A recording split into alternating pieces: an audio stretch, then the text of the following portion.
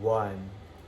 Mr. Speaker, ladies and gentlemen, in status quo, there is a reason why we criminalize libel and slander under the revised Penal Code and Cybercrime Protection Act.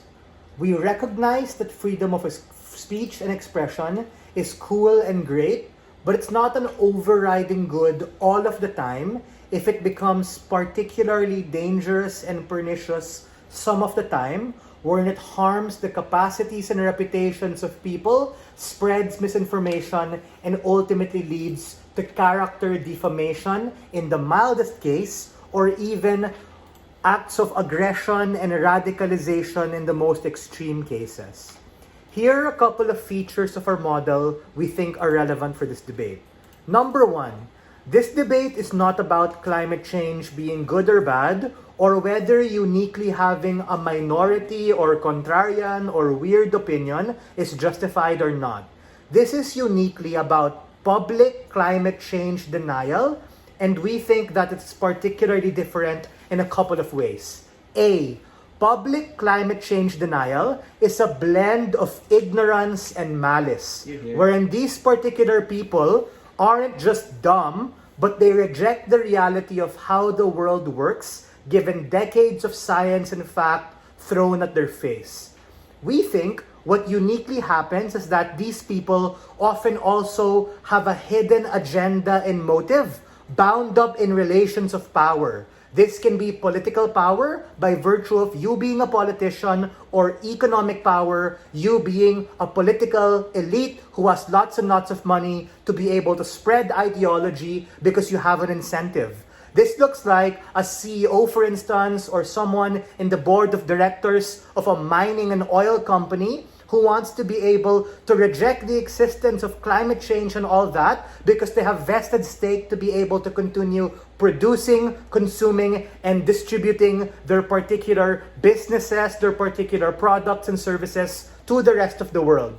That is to say, they say all sorts of shit like, oh no, the polar ice caps, they're not really melting. It's part of the natural phenomena of the world heating. It's bound to be able to be hot, cold. It's not that real. Meaning, they outright deny that these things are happening, and as a consequence, also become complicit in the acts of these things, wherein they actually harm so many particular people who are affected by the aftermath of that. Unless you were born yesterday, it's quite evident that climate change is indeed real, and we recognize the harms of that and particularly want to hold the people accountable.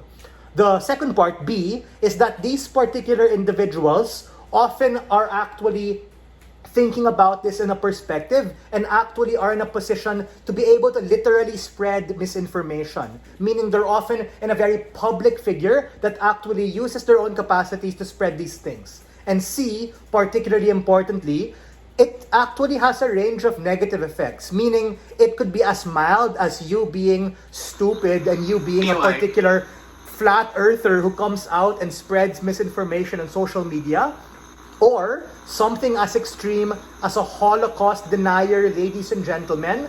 And we think that is akin to you rewriting history and doing acts of historical revisionism.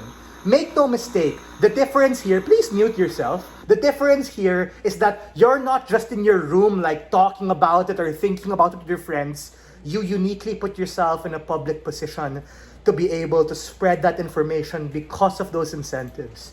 I'll take your POI, go for it.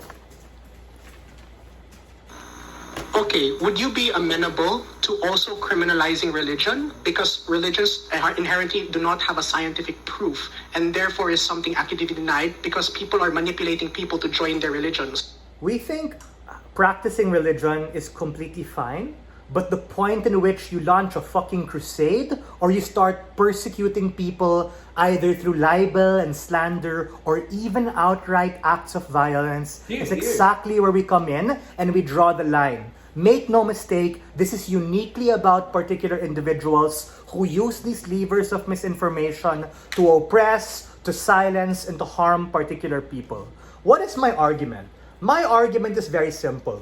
What exactly do we want and what is this policy particularly for? We think a couple of things. Number one, The first thing we have to understand is that we want people to truly coalesce and be able to come together to actually deal with the realities of climate change.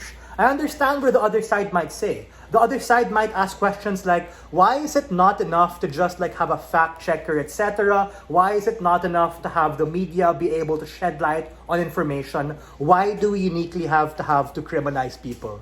Because in terms of using the full capacity of the criminal justice system, this becomes the ultimate deterrent against these particular people spamming and using this for their own nefarious agenda. Again, whether it be ignorance, malice, or oftentimes a combination of both, because of those levers of power, we need to be able to keep in check and actually have a process. Make no mistake, we're going to use everything we have in status quo, such as existing lawyers, existing domestic and international courts, existing due process mechanisms to be able to investigate and all that. This will box out and suck the oxygen against lines of attack the other side might say about, oh no, they're gonna be corrupt, there are bad guys who are gonna abuse it, you're gonna use it to wreck people and silence opposition for no reason.